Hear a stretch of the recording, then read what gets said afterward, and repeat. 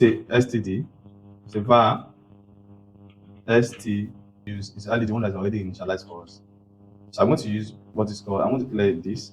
I will say std like this, std out. I say dot read or write.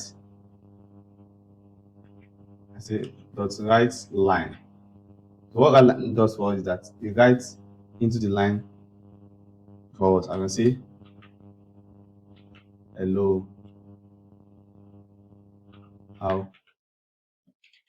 are you? Now, if you look at what I just wrote here, I say std write ln.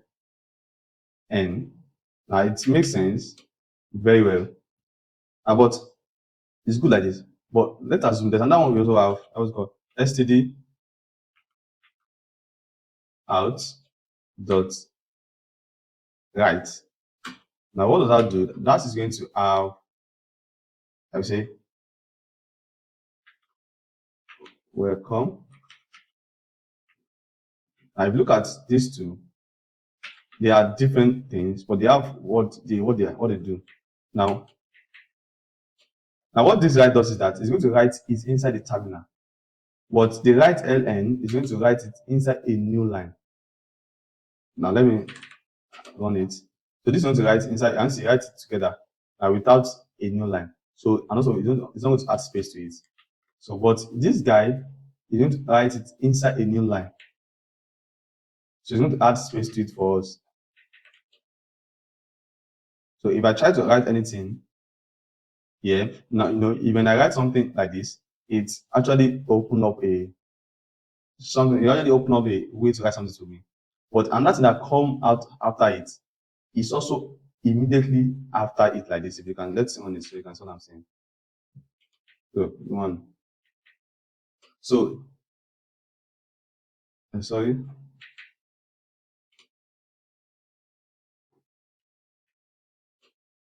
So look at it. We have what's called welcome here. Immediately after the welcome, that's when they write this guy. But now if I save it, I will say hope you are fine.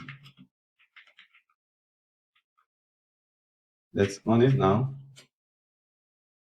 And you will see that the new write that is there is going to get a new line. So can you see? Hope you are fine. Now this ln that is there is going to give us a new line automatically. It allows us to go to a new line automatically. Can you see? If you read about it, say followed by then this followed by a new line. But this guy does not care. He just writes it automatically. Now that is what this guy is all about. So write is also the same thing as print, so like print, but this actually is used what is called terminal. So you can actually have a lot of things to do. You can say std dot as terminal. Does it have terminal? You give it true if you have terminal. So you can say std out dot write inline terminal. So you're going to give us true or false. And this is what we call inputs. These are your inputs into your application. Like your output, sorry, these are your output into your application. Then let's input. So these are your outputs into the application. So I say it has terminal, yeah. Yes. So let's now output in our application. So to output, so now the difference between this print also add a new line automatically. It's very quick and simple. std write, no new line, but you have more control. std ln, add a new line with more control. So let's do what's called input with std. Now, if you look at this, there's something called input with std. Now, what I want you to look at into this is that we can read a input from or with stdin. So now this one we're using what's called std out Now, to be able to get something from our terminal, we use what's called stdin. That was std out dot write new line and say hello std out dot write what is now. I just want to use only this, so it's going to be in front of it. What is your name? So that's what I have. Now, if I compile this, you're going to see what I'm going to do. I'm going to compile it. Now let's use stdin. Now this is in mean stdin. So that's what's called to receive a value. Now to receive a value, let's read some all of it. So we use what's called read line sync to read all the line. But what read line sync does that for us is that it gives us what is called a nullable value. Now, what do we call nullable value? We have something called non-safety in that. So non-safety is a way we write our DATS program that make them to actually say that they can actually be none. Let's assume that I have a string there. I have name and equal to none, as we checked last time. Now, by having none like this, is not going to be able to assign none to what is called a string, because string is the singles of character. Now, for me to tell this name that, oh, okay, accept none now, but you can also accept string. So the two things you can accept is either none or string, is to have what's called question mark here. So what this question mark does for here is that it makes this guy to be nullable. So if I call it to say this name is nullable name, because it can actually be none or have a string. So this name can be none or either be or take a string. So by adding question mark to any kind of data type, we make it to be nullable. It's a int, nullable the int age. So what I'm telling this age is that, oh, okay, sometimes it can be this, sometimes you can have int, but reality is that this. But you can never take dot double. It's integer that can be none. That does not, you cannot take double. It's only be integer that is none. You can't take double. So that's what int none is all about. So let's make use of it here. So we're going to say stdin, which is stdin. Now, how do we read the line that you what is that input? I said dot read line sync. So what I'm going to do, I'm going to first of all say write std out dot write. So I just want to add space there. Then it's going to be li ln, sorry. It's going to be nothing. Then the next I'm going to print what's called std out dot write new line. It's necessary. So your name is $name. So let's put this. I say that's compile. So that's none. So can you see is now the reason why I use line there is so that you always have it in front of it. Can you see? You have it in front of it. I say Ademola. So can you see it says so your name is Ademola. So it does make sense. So even if you don't have this, let's add a new line for us. Let's go to a new line. Then I've not compiled this.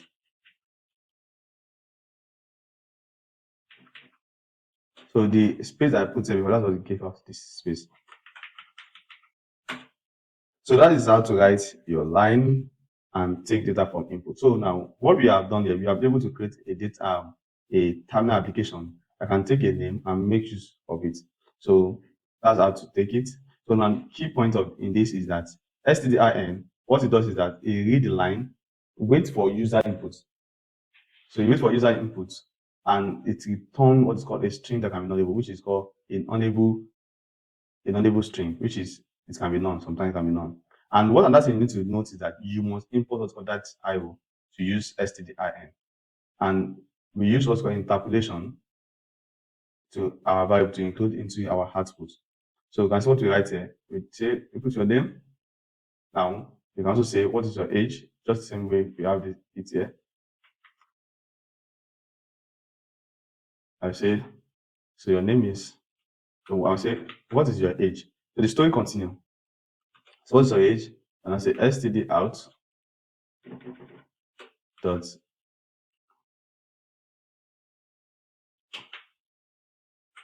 Now we can actually now do something. What can we do? We can actually convert the age to, okay, let's say, what is your date of birth? Date of birth. So I'm going to say this is going to be date of birth date. So I'm going to have e.g. just here. So it's not going to be into year of birth. So now what I'm going to say is that I'm going to have, now I'm going to convert this date that user gave to us, I'm going to convert it to the integer by saying what is called int like this dot say date is equal to, then I'm saying int dot pass. Now pass does for us that pass is going to take a data in a string format and pass it to integer for us. And but what happened here is that our this data, what pass take is actually a string, not string that can be known. So what we may need to do is just have a string like this and have double then this. So that's okay. So then what I'm going to say, okay, the date that user gives to us, I'm going to say what's our year, today's date. I'm going to say year.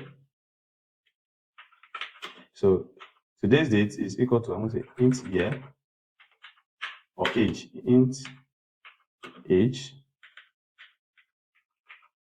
is equal to today's year, which is 2025, minus what? Minus the year that user gives to us.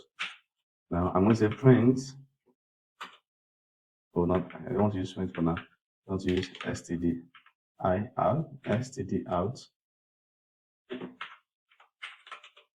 dot write new line. So I want to have you now I'm going to double that sign. Now I want to use this guy. What I want to say is that sometimes if I'm not correct, I can give you minus something. I want to say the age dot absolute. This is going to give me non-negative. If it is negative, it's going to give me the non-negative value of it. So that I want to have absolute. Now to be able to have this dot function like this, I need to put it inside curly braces. You are this, yes, code. So let's do that again. I'll say compile. I've been on it. So once you say my name, I say Ademola. I say I can't say it. I say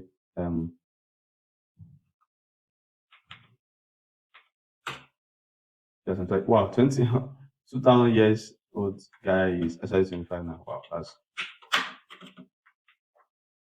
so I guess it's how it to work.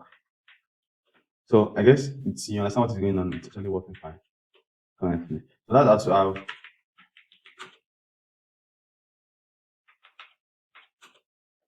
wow, we are old people. So that's cool. Now the use case, it allows us what's called interactive program, command line tools, game with user input, and data collection. You can collect data from it. That's why you use it. And let's look at what's called that file. Yeah, well, we are getting to where we ought to go. And if you notice what we have been doing, we have been compiling our applications since we have started this program. Now, that also have capacity to run your application just in time. And this is what compiling application means is that we are compiling our application to what is called ahead of time. But that also have capacity. You know what ahead of time means that I compile it, then I use it later. I compile it and I use it later. So now what compilation does now is that they give me a executable file, and I execute it and I get the result I'm supposed to get. So I can take this file to any project, any place in without that anything going to run automatically. But now that is what we call ahead of time. I compile it to use it afterward. That has something called just in time. So just in time compilation is what is happening as soon as you are declaring your application like this. So it happens immediately as soon as you're doing. So that's when you know that you cannot assign a integer to this because this one is already aware of it. You can convert it back to double. And that's why you know that you cannot assign this because it's already compiled. And when you see that there's error, it's called there's error there. So this is a check that happens when it's trying to compile it now. That's the compile time. Now, what I want you to know is that there's a way you can actually run your application without this executable file, without first of all creating a executable file like compiling your application first. You can just run the same file and it will to work. So how can we do that? Look at what it say. Yeah, it said what's called that run the file. That's all. So if you have that or you run the file, or you can just say that's the file. I say that like this. What's the file? The main to that. So now can you see it also do the same thing. But now it does not allow me to compile first. So it compile it and it show me the details immediately. I will say Ademola.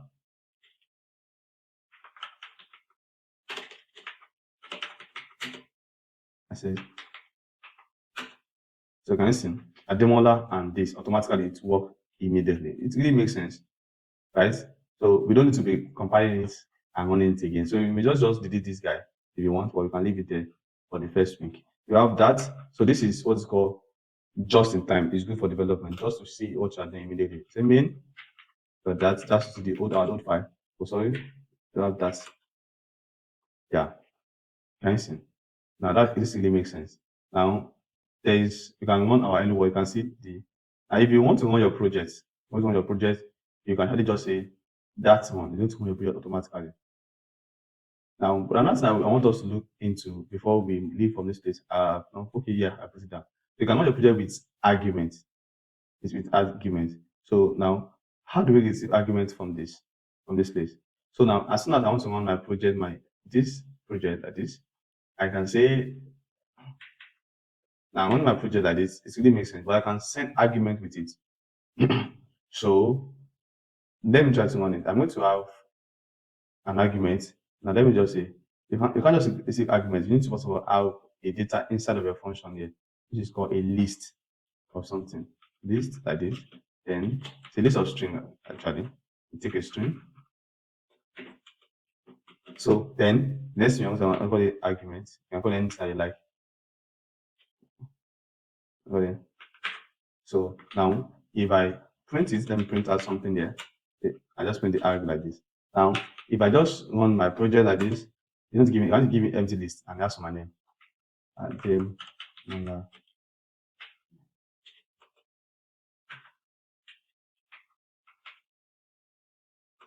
So can you see? It's worked very fine like this. But now you give me empty list. And let me say I want to add an argument. I can say, oh, I have what is called. After I'm done with this, I can say my name is Ademola. Ademola. Can I see you give me a list of Ademola. So the argument that I send now is the Ademola. So I can actually see the argument. Now I can say that this guy that is here, I can actually do what is called a nullable check. So what I'm going to do now is that I'm going to come here like this. I'll be a nullable check. Are you with me? I'll be a nullable check. Yeah, I'm going to say name that is here. So what I'm going to say the arguments here according to now there's going to be error according to index 1 or index 0, sorry. And there's going to be error because it's going to work like that now. But if there's nothing there, there's going to be error. So I'm going to say dot is not empty. If it is not empty, it makes sense. Yes? So if it is not empty, so I'm going to do something called return keyword. So if it is not empty, what I'm going to say now there's a keyword that we can use to check to return or to give a value to something based on what is going on. So it's empty. Now, if it is true, I have what's called a question mark. By saying question mark here, I'm saying that okay, if it is true, do get back this value I want to do. So I'm going to say argument it is true. If it is not empty, give back the argument of this. Else, if it is empty, give back the value of this. Now, let's look at the two together. So if this guy is not empty, we're going to have this question mark and this. So let's talk about the question mark very well. Now, there is this something called if statement. We're going to learn that later in the class, not that's going to be Friday. So now this guy, which is the question mark that is there, is a sign that says that okay, if or this thing that in front of me, it is true, right? If it is true, do what's in front of me. If it's not true, do what is in front of this column. So you take these two things to use this guy. You can either use this guy, so you cannot use only it. If I remove it into error, I see there's error. I need to put it this the second guy that which is the column. So this guy is going to return this if it is true. And that really makes sense. So now that's what I'm going to have now. I want to save it and I'm going to run my application again. Let's say that's one with Ademola. Now can you see? So your name is Ademola. It doesn't ask for my name. As soon as I send my name with the argument, it does not come and check this again. I also have already. So I can also check with the name, with the age, by saying argument, and the next thing to which is 1. If it's not empty, if it's not empty, I'm going to have question mark because I'm going to return the argument according to what is called 1. Then if it's empty, I'm going to have this column should ask for it. You see?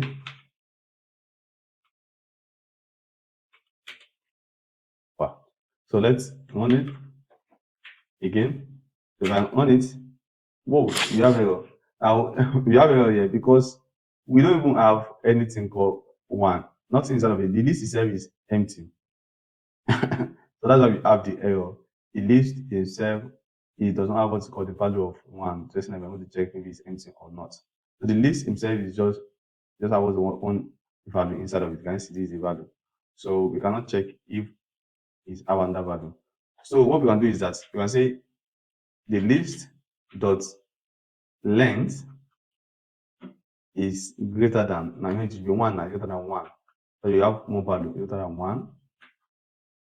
So if it's greater than 1, you have additional value. So that makes sense. So you can do that now.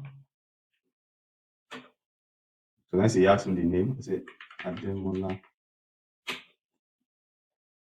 Does it the name? Yeah, it's crashed. And because I'm trying to pass this Ademola, and Ademola cannot be passed because it's an age. So let's do that again. I say 2022. Yeah, it's works like that.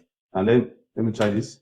And this also crash. And what happens is that this is not just empty, it's the argument that we ask if it's empty.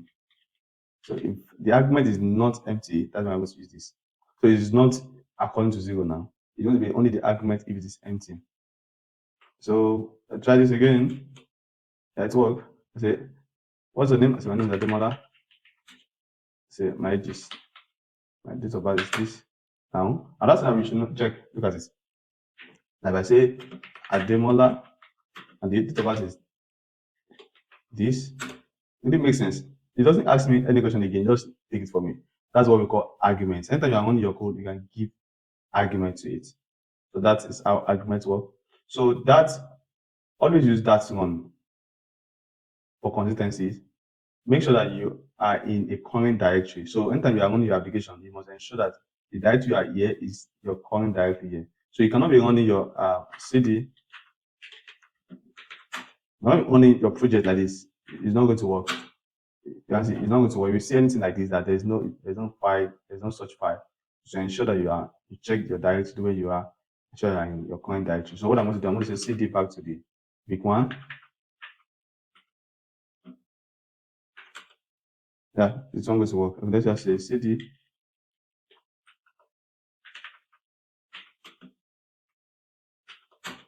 Yeah, that's what then because I have space. That's why. So now ensure that you are in your current directory. That's how it works. And don't forget the argument I just taught you how arguments work. So that's how arguments work. And also don't forget this question mark and this colon. So question mark, then if this guy is true, what should it do? It should return this. If it's not true, it should return this. We're going to learn more about it later, but just don't forget for now, because we're going to use it for one of your assignments. Okay, this is cool. So let's move forward. So we're going to learn what is called a function. What's a function? A function is a block of code that perform one specific task. Think a function like a machine, you give input, it process the input, it give out the output. So you can give a instruction you can follow for many times. You can give it a instruction that you should follow at any time you want a function. That is what it's going to do. So it's also allow us to have what's called a usable code box. So you can write it once and use it multiple times. Use it anywhere, anytime. Why do we use function? To avoid repeating a task, repeating a code. So we also use a function to organize our code, and function makes our code makes it easy to understand our code. And also to break down our big program into a small pieces and to use a logic anytime, any day. So let's look at example of a function. So what's a function? Let's say there's a function called void, say hello, and print it. Let's look at this. So I'm going to say the function is going to say hello. Now, okay, what I may need to do is to create a new one, call it main3, or call this function anything like another function. And that. So first thing what I was called say hello, according to our say void. Now, what function takes? First thing you must know that it takes what's called a return type. Return type. I'll talk about this later before. Out of function name. Then we have what is called parentheses, that's the function name. We have curly braces. Now let's type this out here. That's called the void. Now void is because we are not returning anything. Yeah, we have because our function name is what's called say hello. Hello parentheses, then curly braces, and then that's all. I'm going to say print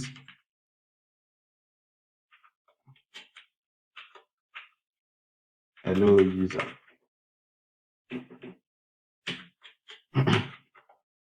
So if I want to run that run, that also work. Then I'll say function that. Now look at what it said. It said invoke that program must have a main function defined. So even though I have a function called say hello, without main function, it is not, nobody is aware of this function, or it's not going to run at all. And even let's have what's called our main function. Let's say void main, then we have parentheses, then our curly braces. And this makes sense. Now if I run it also, and there's no error now, but what happened is that nothing is run. So function name, then we have what's called the doing, what function does for us. Void means that it's returning nothing, and this is how function is used or called. Now, after you have used or declare a function, there is need for you to call the function or use the function. So this is how the function is used. So you come back to this. Now, inside of your main also, there is need for your main to also do what is called use the function that you have called, which is say hello. Now, if I come back here, if I run that one function, I can see it works now. So function are not self-call automatically. So you need to call them. And where do you call them? You call them inside of your main. Because main is what that's run. So anything you want to run from should be from main. You call your function from main and they start executing. That's how you run the function. And you must note that void means because you don't return anything. And then this is our execution. So what's happened is that what that executes is this guy. It's our function name and these are return type. Don't forget that. Let's move forward. So function with inputs. And there's something called function with inputs. We call the inputs what is called parameters. Now, so function take input. Let's assume that I want to have what is called void greet. Now, so I'm going to say I want to greet someone. I'll say print hello.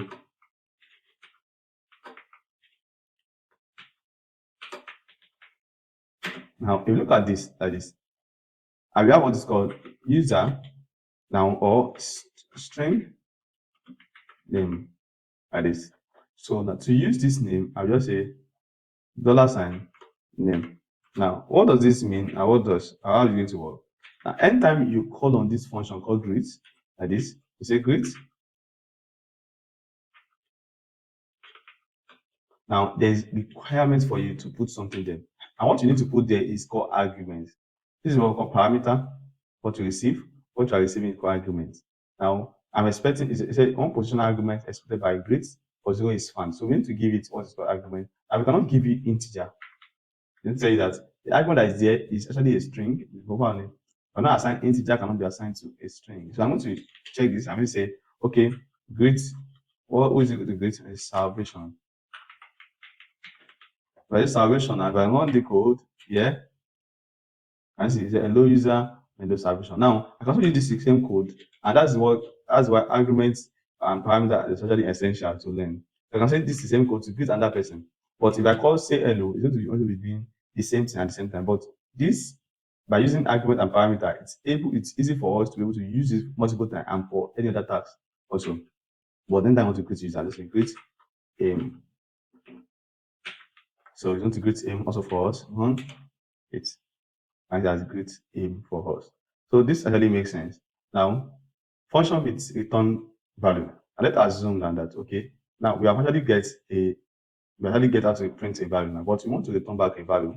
I can say, okay, I'm going to use a sum. What's the function? Yes, add. As an example, I say return type of adding of two values together is actually integer. I say int add. Now, what does int mean? Starting with int, it means that the return, what I'm expected to return to this function is int. I say int, then have what is called return. This is what's called a return keyword. And what the return keyword does is that it stops the execution of the code and it returns the value that you put in front of it. Now, it cannot return anything because it cannot return it because the code that is there, it needs a value. You need to put value in front of it before you put the semicolon. So what value I want to return? I want to return 2 plus 2 and have it. Now, let me call this. See, I just add function like this. Now, if I run it, now look at what happened. Even though I call it hard, but it looks like nothing is actually changing in the hard. But the truth of the matter is that I have called it hard and something is changing. Yeah. What happened is that the return type does not print anything, and that is the reason. So we have a return. And what return does for us is that it returns the value of what is here to the caller of this function. So anyone that call this function has a value called in. So you can assign this value now because the function is going to return back to the caller in the memory. And when the function is going to dispose itself, you want to return something back to the memory, which is stack memory. Remember when we're talking about memory. I want to have it int, I have a stack memory. Now I want to say int value is equal to the add. And this now automatically this guy after it's done with it's going to dispose itself and save the value here. So I'm going to have what's called print int. So if I run it now, I'm going to have the value on for me. So guys, I have the 4. Now I can actually say make this guy to also take inputs and calculate inputs together. So let's have what is called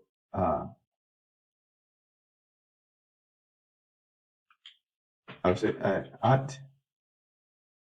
I say int a, then int b. A, I say I put a plus b there. So if I try to now, you're going to see error because this now require what's called two positional arguments. So I need to put a positional argument here, which is 2, comma, and 3. If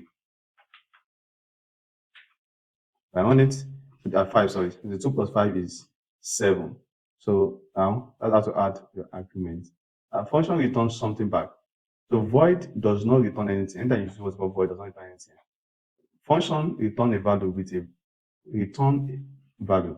So function with parameter, let's have a function, and function with type of without parameter. So we have actually declared everything here. We have function without parameter, function that return a value, and say a function that does something without a value, don't take any value. And then look at sample keyword analogy. So you put a function is like a blender. So you put your input, which is your like apple fruit, the blender process it, and you get back what is called a juice. That's what function does for us. So let's look at parameters very well in that. And we have looked at all this in that. Now there's something called require parameter and optional parameter. Function can accept data through parameter that supports several data of parameter to make your data, make your code flexible and powerful. Now we have positional parameter, and this is positional parameter. We have done that. Now we can also say that we want to add what's called another one. Maybe by just saying integer then age. Now this makes sense because I need to add what's called age here. Now, but what if I don't want to add age? I don't want to make this guy to be asking for it here.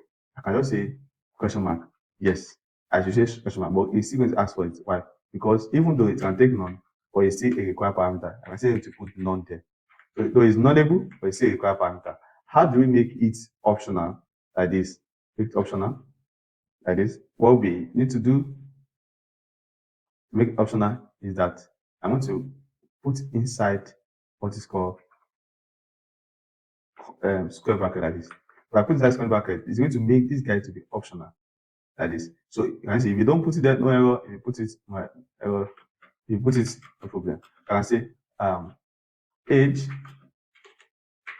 is name.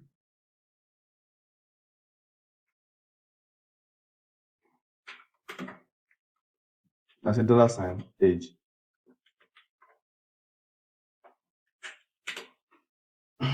So can you see what is showing me none. Now this really makes sense because we already have our application working. Now I can say okay, so application age is 10 easy, and aim does not have age. So you can say it's going to work. And to give us 10, but this one doesn't have a name. Now what we can actually say is that if we have age, if it is none, now this is what we can do. Now I'm going to say age that is here inside of curly braces like this. And there's something called non-safety that we can use. And we have non-safety that allows us to check if it is none, to take if it is none. We can also use what is called that this is what's called non-label, right? It's also called non-safety. We can say, oh, if this guy is really none, now how are we going to check that? How are we going to say that? What does it say is just say to add double question mark like this. So what I'm saying is that, oh, age is none, right? Okay, don't give me none. User does not understand none. Just say age. I say, give me what's called you don't input, and this is to make sense, input your age. Now, if age, now what I'm saying now is that according to this logic, what it does for is that when you put age instead of this none, it's going to take the age if there is value. But if there's no value, this question mark is going to make it to come here. And that's what we call non-safety. This beginning to be safe. So if there is none, okay, there is none, come to this place. If you are none, come here. So that makes it to be safe. So it's not going to just give none to user. So if you want again, so you can see you have 10, but when you don't have age, you don't have age. So if I have age here, also maybe I'm 9, I'm going to run it. So you can see it gives us 9. But if you don't put anything, it gives us nothing. So now it really makes sense for us to know that this is how to make our application to take optional parameter that are not going to be required. But if you don't put this question, even if you make it non-label, it's going to be required, or user can put none there. But by putting square brackets, user can say, I don't want to call it at all for it. That's the difference. But if you don't put it, it's going to be non-label. User can put none, but it has to be somehow to be given to it. So let's look at what is called name parameter. Now, I'm going to first of all write a scenario where we have, let's just call it also create user. I'm going to say, well, I can just copy this. Does it make sense? I'm going to remove something there, don't worry. So let me just type it, don't worry. I say void create user, and we have what's called the enter this, and we have what's called this, the way we used to do it our traditional way is positional parameter name, have int age, string, gender,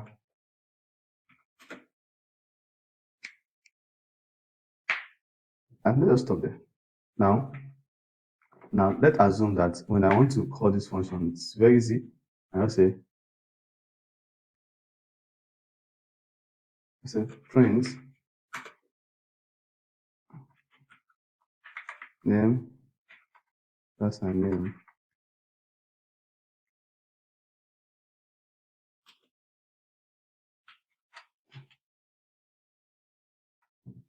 age, last name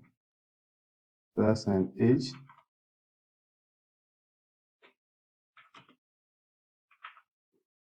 gender, last name gender.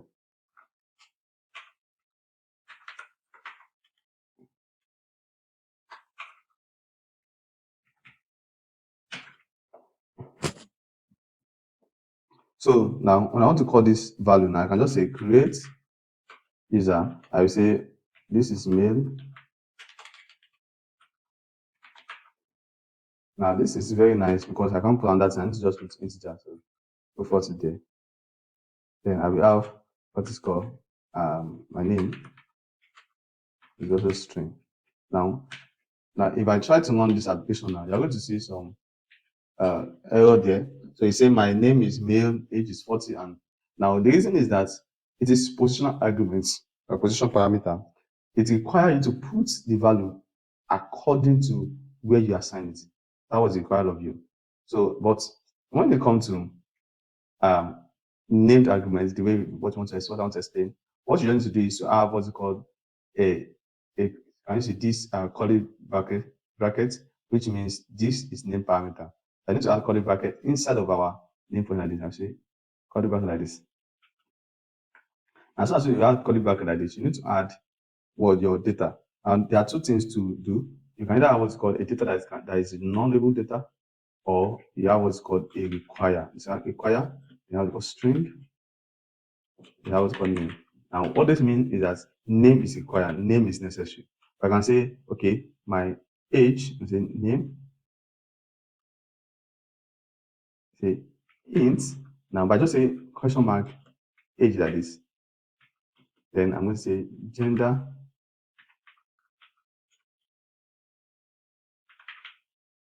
Now I'm going to say that one is also have require string. Now, this is the one that is not required, which is the age. I guess in it. So now, first thing I need to do is this guy does not care. This create user does not now care when I call this or where I call it. I can say gender first. Nobody care about when I call it. Then I can say what's the next thing? Name. Now, if you look at it, there is no error again because this our age is there, is necessary. You can put it, but it's not required. It's non-label. That's how you can make this guy to be optional, or you assign a variable to it. If you don't want to make it to be non-label, it should not be non-label. And this is not. You don't want to be non-label. You don't want to have a default now, but you need to make it require. I don't want to be required. You can just say I want to give it a default value by saying 0. So that's going to make it to have a default value. Also, it's not going to require it for me. But even if you have default value and you say require, it's going to require it. You also ensure user that you put it. And it's not going to say that why you assign the value when it's actually required. You don't add any value. So to make everything to be required, just have it require. But to make some things to be like non-label, you can also have what's called non-label like this, or give it a default value by saying it's equal to nil. So both work very fine. And what we did here, this is what we call name parameter. So age is required now. I need to put age now. And if you look at it, even everything is just by the way. this age is the last in this position.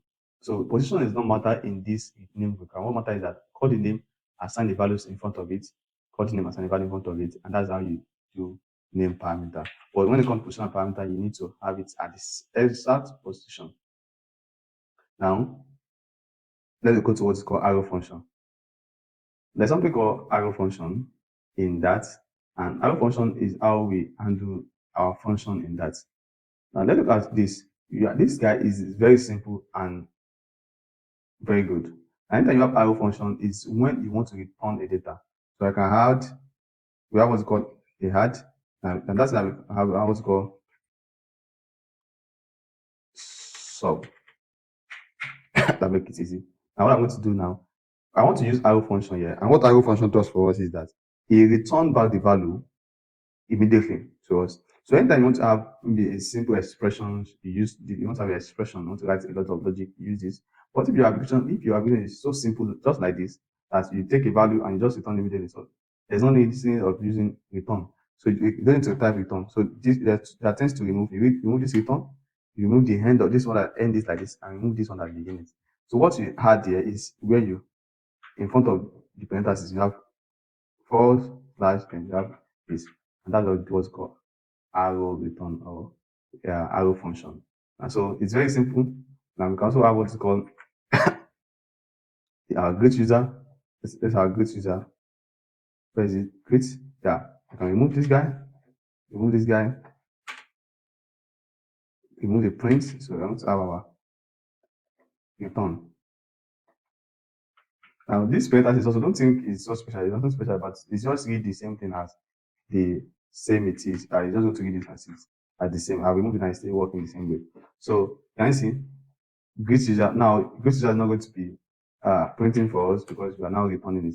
So this guy work as return, a return back the value back to the caller. I guess in this how you do what's called arrow return. So now when to use arrow return, just for a one-line logic, maybe like the way we have a plus and minus, just a one-line logic like that is very easy. So when a function body is just a return statement, we just return a statement back to the caller, it really makes sense. So it also make a code more concise and readable. So now what we have learned today, we have learned what's called learn in this function, we have learned what's called position parameter when you add A and B inside of your distance, and the two must be passed in order. So they must pass in the same order that it is. So we have what's called optional parameter, which we have what's called parentheses like this. Then we have A command, then inside the B you can have square brackets, and B will become optional because of the square bracket. We have name parameter, which add curly bracket to A and B, and that make it to be named value. So you call the name and you put the value in front of it. So you have default value by adding curly brackets, then you assign the values to it. So you provide a default value by, you don't need to pass it again. So this expression is what is called a arrow function. It's used for one-line function. So now creating a modify that project. So it's very easy for us to actually create a modify that project. What we need to do now is to create a modify that project. So we're going to come out here, we go into our week one, the same week one here. I'm going to create a folder like this. Yeah, I can just even create it here. It's missing if I create it here. I just create it here, a folder. I say my underscore project. Anytime you want to create a project in that, you should create it with what is called a underscore like this. So then next thing we need to have is called bin folder. So now bin is going to have, I want to create as a file now. Bin is going to have what's called a / a file inside of it is called main. And this main is executable. It's one that runs your that file. So it's one that bootstraps your application. There's another one we need to create inside of our bin. It's called lib. Let's call lib. Let's call it lib. Just lib folder in our bin. In our app, my project bin in lib.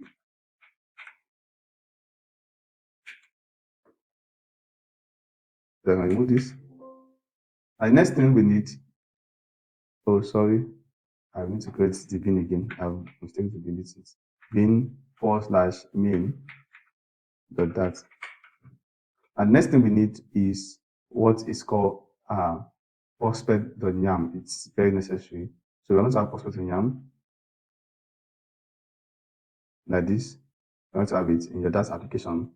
You need to have it. You have your My App. It's the yam like this.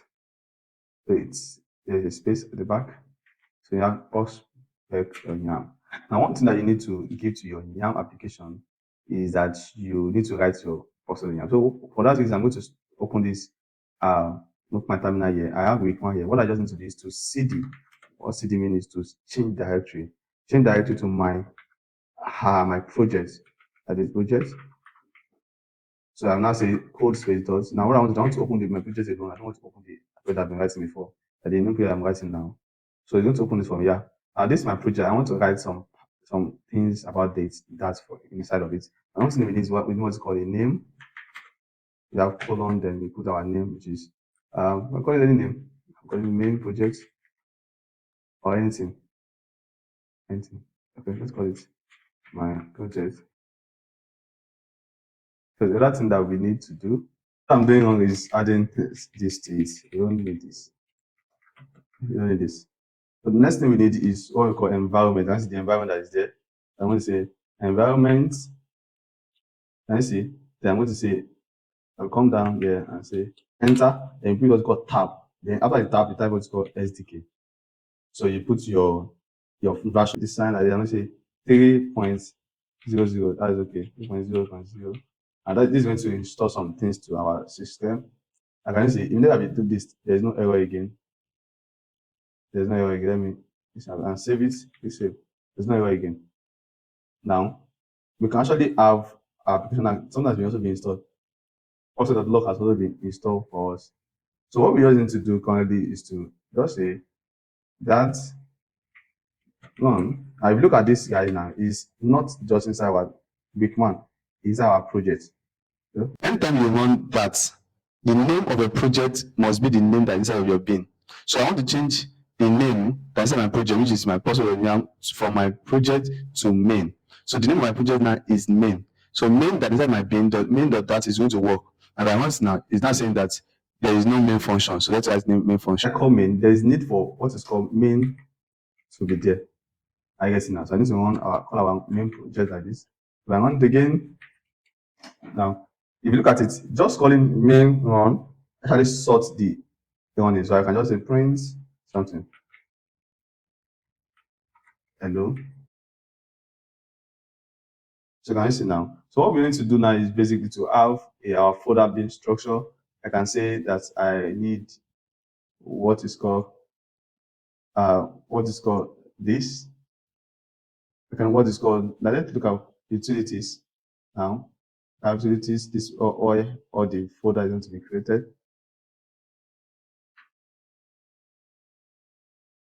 So inside my main, no, anywhere you're going to be creating anywhere you want to create your project, it must be inside your bin. So your bin is just for execution. So when you're going to create your project, it should be inside your lib. Sorry, so your lib is where you create your project. So that here. So we're going to have all our functions that we write. We can just bring them in from our old project. I open two projects like that. I'm going to have our old projects like this. Yeah, these are old projects. So all the function here, I will copy them, come back here, like this. So now this guy, I don't need the main again. So my main should be inside of this main here. Now, if you look at it here, after I copy it and put it here, there is an error here. Now, what that means is that I need to import. If you look at my textbook, I said we need to import our this, and that's how you import it. You import it from here, and you say import. Then the name of your project, which is main. Can you see? It's called main. Where is main? So you have import package, package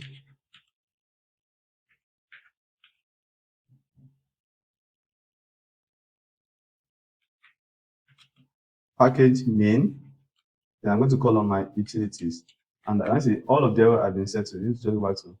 Now I need to add what's called semicolon here, and that's set to all the error. Now immediately I don't need to call on anything. I just call that one, and it's make my code to work automatically. Now, greet is not running. I need to just, what I want to do is just to print my greet. So I'm going to say, copy this and print. Now you can print a function like this. You need to print the return type for you, not the real function. So you're going to print the return type now. This is void. Yeah, I'm returning back to something back to the void, and but I'm getting void. Let's see. So you don't go to run. I don't got error. You don't use error. You don't to even say. Oh, save. There you have error. So what happens is because we don't have what's called the return type in my grades. I can go back to this and change the void to string. So it's also going to work. Now there has gone. Let's use it. Yeah, we have. You don't input your age. So this is how to create your project, and we have done this by ourselves manually by adding this main for our project. Now there's a way you can use that to create your project, and we do that in our next class. Let's just look at what's in here. This is the end. Yeah, we have come to the end of the class.